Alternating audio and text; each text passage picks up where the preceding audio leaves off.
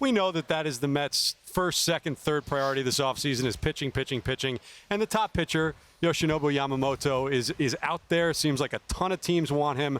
How big of a priority would you say it is for this Mets offseason to find a way to bring him into the fold? I mean, if for me looking at it, and I don't know what David Stearns is thinking, I don't know exactly what the organization is thinking, but I have to believe this is priority number one. I think this guy fits in well here. I think there's a little bit of an advantage having Senga here and having that relationship there, but I think it's a huge priority for this team, and I wouldn't go so far to say that the offseason would be a failure if they're not able to land him, but I do think that priority, at least I think, lets Mets fans and this organization know that they're still committed to trying to win now as opposed to, thinking about a rebuild. So I would support that phrasing, Todd, that it's priority number one based on my reporting. This is the player. In fact, I think it's priority number one in years. I have not seen the Mets want an available free agent this much in quite a long time. They're really heavily in on this guy.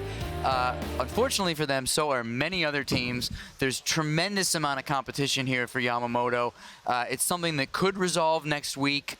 His agent is here, but he's staying off-site, so he's having some sort of cloak and dagger meetings with clubs now. Yamamoto himself is going to be in the States purportedly by this weekend or next week to meet with clubs. But I don't know if the Mets are going to get him. The Mets don't know if the Mets are going to get him, but they sure do want him. So this is something to keep an eye on for sure. Well, and the hard part is on this, I've talked to half a dozen GMs already about Yamamoto, and some of them that are in. Dodgers are definitely in. Yeah.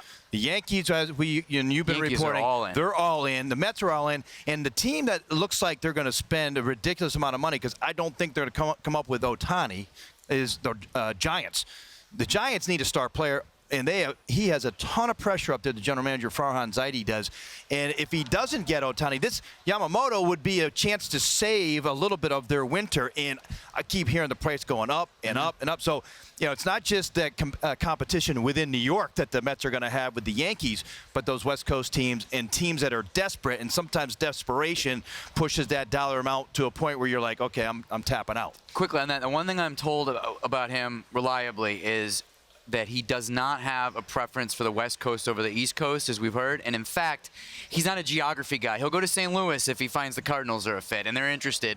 So he'll go anywhere. But if there's any lean, any tie-breaking lean, he does kind of like the idea of the East Coast, Yankees, Red Sox, Mets. The iconic East Coast franchise is definitely something that I've heard is intriguing to him. Yeah, and I'll say one more thing, because if you're out there and you're kind of casually paying attention this offseason as to why he is such a hot commodity and why those numbers could skyrocket, it's a situation that just doesn't exist in the game in this day and age. He's 25 years old, 7 years pitching in Japan. He had a 1.72 ERA, I believe. Yeah, 1.72 ERA in 7 seasons.